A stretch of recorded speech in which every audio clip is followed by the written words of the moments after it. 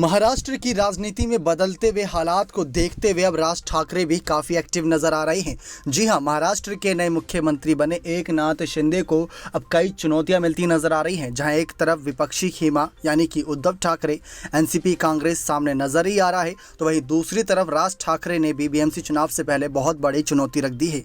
अग्नि परीक्षा के रूप में साबित होने वाला है कई सारी पार्टियों के लिए कि बीएमसी चुनाव के बाद पार्टियों की हालात क्या है, नतीजे क्या है, क्योंकि महाराष्ट्र में एकाएक काफ़ी बदलाव हुए। अगर देखा जाए सबसे बड़ा बदलाव तो बहुत पहले ही हुआ था, वो हुआ था शिवसेना में, जब राज ठाकरे को शिवसेना को अलविदा कहना पड़ा था। आपको बता दें, एक वक्त ऐसा भी था जब उद्धव ठाकरे राजनीति से दूर अपनी फोटोग्राफी की लाइफ में काफ़ी ज़्यादा व्यस्त थे, लेकिन ऐसे में उनके पिता और उनकी माता का कुछ अलग ही सपने थे। और उसके बाद जब उनकी शादी हुई रश्मि ठाकरे से, तो उनके बाद तो मतलब अलग ही यहाँ पर हालात बदलते नजर आए, क्योंकि रश्मि ठाकरे पूर्ण रूप से चाहती थीं कि उद्धव ठाकरे राजनीति में सक्रिय रहकर अपने पिता और बाल ठाकरे की विरासत को संभालें, और वो हुआ भी।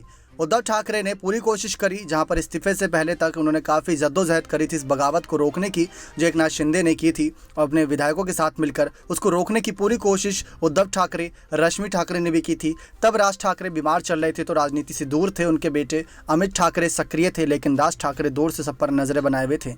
लेकिन अब आपको बता दें, कुछ हैरान करने वाली खबरें ऐसी हैं, जहाँ पर ये खबरें निकलकर सामने आई। ये हमारी नहीं बल्कि जनता की राय है। एक वेबसाइट लगातार इसको लेकर काफ़ी सक्रिय है कि शिवसेना की कमान किसे संभालनी चाहिए और शिवसेना के मालिक नए कौन होने चाहिए। जी हाँ, जिस तरीके से हालात बदले, शिवसेना के काफ़ी विधायकों ने शिंदे गुट का समर्थन किया, सिर्फ इस वजह से कि उद्धव ठाकरे का नेतृत्व सही नहीं है और वह एनसीपी कांग्रेस के साथ ज़्यादा ही गठजोड़ कर रहे हैं, जिससे शिवसेना विधायकों को नुकसान हो रहा है। और इसके पीछे की वजह देखी जाए तो एक समय जब 2019 में अमित शाह ने चुनौती रखी थी कि महाराष्ट्र का मुख्यमंत्री तो बीजेपी से ही बनेगा, लेकिन शिवसैनिक के तौर पर उद्धव ठाकरे अपनी बातों पर अडिग थे और वो चाहते थे कि शिवसेना से ही कोई मुख्यमंत्री बने। खुद नहीं चाहते थे, लेकिन हाँ, शिवसेना से ही कोई मुख्यमंत्री बने ये चाहते थे। लेकिन जिस तरीके से खबरें रहीं हमेशा से कि रश्मि ठाकरे राजनीति में काफ़ी सक्रिय रही, बाला साहब ठाकरे के समय से ही वो राजनीति में बहुत ज़्यादा सक्रिय थी, तब से उन्होंने बहुत कार्यभार भी संभाला शिवसेना में रहते हुए, एक महिला बहिनी होने के नाते। तो तमाम खबरें ये निकलकर समय समय पर सामने आती रहीं। ये भी बताया गया कि उद्धव ठाकरे के राजनीति में सभी कामकाज के पीछे कहीं ना कहीं उनकी भी सहमति रहती थी। आदित्य ठाकरे भी रश्मि ठाकरे के कहने पर ही राजनीति में सक्रिय होते नजर आए। तो जब ये खबरें सामने आई तो राज ठाकरे ने बगावत करी थी और शिवसेना से अलविदा कहा था, तो ये भी सब जोड़ा गया कि उसके पीछे भी कहीं ना कहीं रश्मि का हाथ था। ऐसा हमारा नहीं, कई मीडिया रिपोर्ट्स का ये दावा किया गया था। और जब शिंदे गुट बगावत करते नजर आए थे तो रश्मि ठाकरे ने ये कहा था कि ये सब धोखेबाजी हो रही है, क्योंकि जिनको अपना माना वो अब हमें धोखा देते नजर आ रहे हैं, और जिनको कभी भी ज़्यादा हमने तरजीह नहीं दी, जिसमें एनसीपी कांग्रेस की बात करी थी, वो आज हमारे साथ खड़े हैं। तो ये हैरान करने वाली बात है।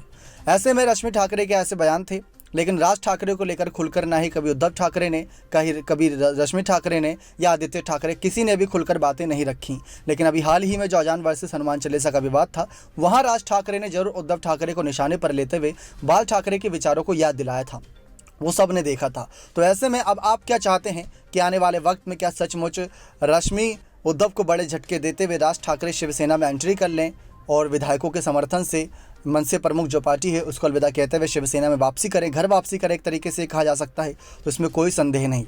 लेकिन क्या बीएमसी चुनाव में कोई बड़ा खेला खेलने वाले हैं राज ठाकरे बीजेपी के साथ मिलकर? इस पर जरूर सबकी निगाहें रहेंगी, क्योंकि खुद डिप्टी सीएम देवेंद्र फडणवीस राज ठाकरे के घर उनसे मुलाकात करने पहुंचे थे। अब देखते हैं रश्मि ठाकरे जिन्होंने बगावत रोकने की पूरी कोशिश करी, अब वो ये जो आने वाले वक्त में और कई खेल होने वाले हैं, कई सारे उठापटक होने वाली है, उनको कैसे रोक पाती हैं।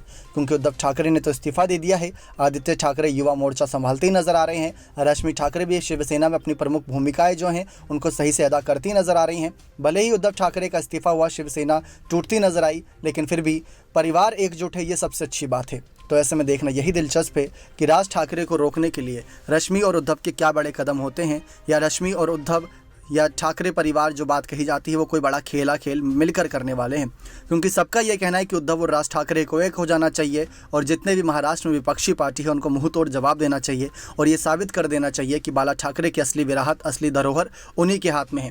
तो वहीं आपको बता दें, बाला ठाकरे के सबसे ज़्यादा जो प्रबल दावेदार थे उनके जाने के बाद वो थे राज ठाकरे, लेकिन राज ठाकरे के खिलाफ बगावत हुई, उनको पार्टी से अलविदा कहना पड़ा। वो सब ने देखा था। उद्धव तो चाहते भी नहीं थे राजनीति में आए, लेकिन कई फैसलों के बाद उनको राजनीति में आना पड़ा और अब आप हाल देख ही रहे हैं। लेकिन ऐसे में राज ठाकरे की औरंगाबाद की रैली अभी भी याद की जाती है इन सब सियासी खबरों के बीच। देखना यही दिलचस्प है कि किस तरीके से आने वाले वक्त में महाराष्ट्र की सियासत बदलती है। क्या रश्मि के खिलाफ या उद्धव के खिलाफ या एकनाथ शिंदे या देवेंद्र फडणवीस के खिलाफ राज ठाकरे का कोई बड़ा कदम होता है या नहीं? नेक्स्ट 9 न्यूज़ रूम की रिपोर्ट।